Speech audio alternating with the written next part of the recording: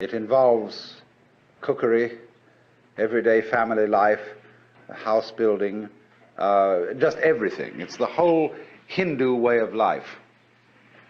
And so you can't export it, just as you can't export Shinto from Japan.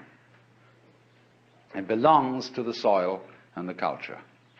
But there are essential elements in it that can be transmitted outside the culture of India.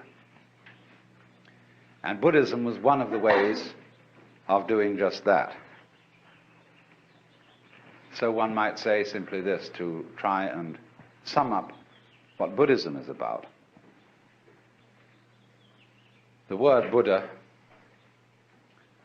is derived from the root Budh in Sanskrit, B-U-D-H, which means to be awake. So the Buddha is the awakened man, the man who woke up.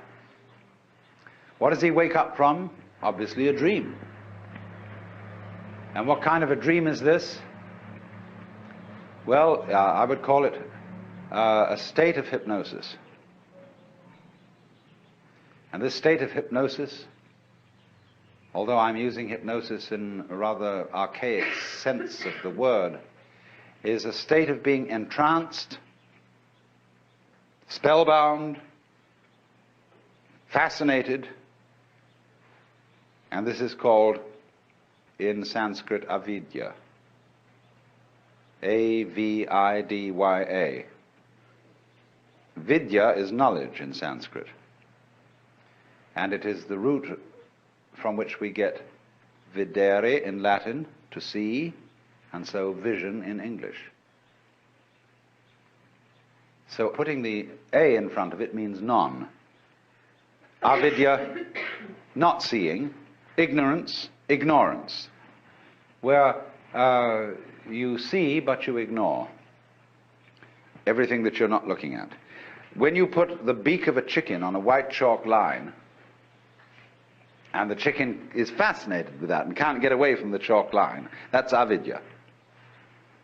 So in the same way, our beaks were put on a chalk line when we were hypnotized into the notion of attending to life by conscious attention alone, by the spotlight to the exclusion of the floodlight. And so we began to imagine that we were separate individuals. What is called in Buddhism Sakkaya Drishti, the view of separateness. And a Buddha is one who has overcome that.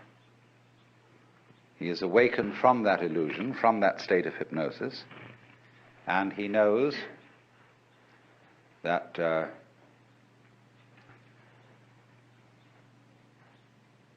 well, I can't put what he knows in any positive terms. This is the special thing about Buddhism. Everything in Buddhism sounds negative. Let's put it this way. Let's suppose you engage yourself in a relationship with the Buddha, or with one. I mean, there are hundreds of Buddhas. The one we call Gautama is just the historical Buddha that everybody knows about. But one Buddha leads to another, because as a result of his relationships with people, he turns them into Buddhas too, awakened people. Now you meet one of these people, and he's going to give you a rough time. But one of the Buddhas running around these days is Krishnamurti. And Krishnamurti absolutely destroys everybody's religion.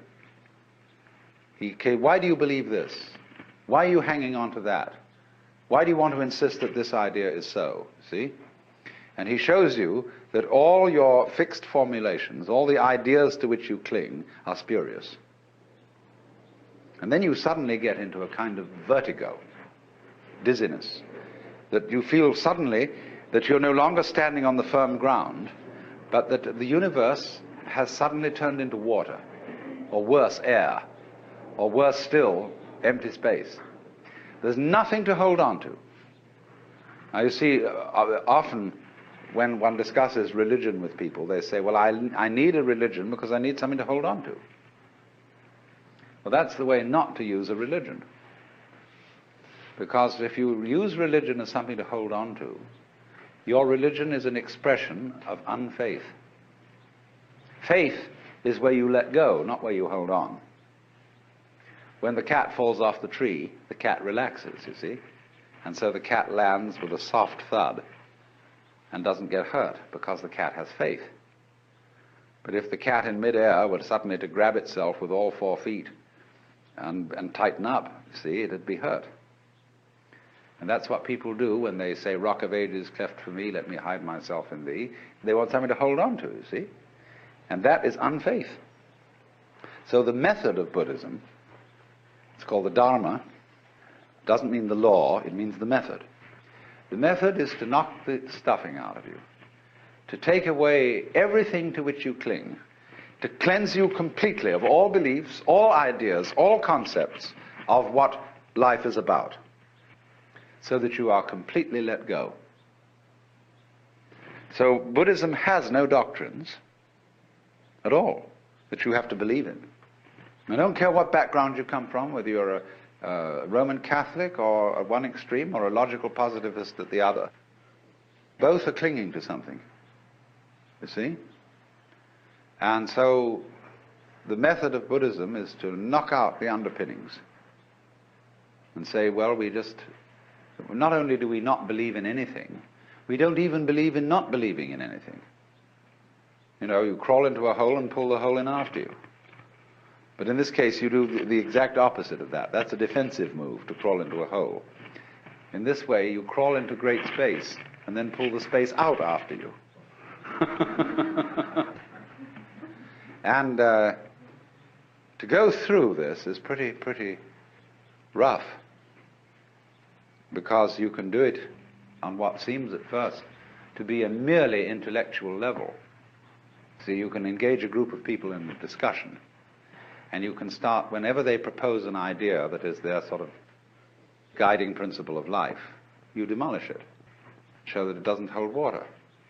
And step by step you unearth, by talking with them, what are the fundamental ideas they're operating on. Everybody is.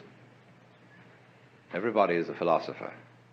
Everybody has metaphysics, although they may not know what it is, because they've never examined it. But by this method you bring it out, and you demolish it. And this suddenly, what seemed like a very nice intellectual discussion, turns into sheer murder. People get really anxious. They develop all the trembles and the symptoms of extreme anxiety. And so they finally say to the guru, the teacher, well, heaven's sakes, what do you believe in? He says, I'm not proposing anything. I didn't set anything up. Well, how do you navigate? How do you exist?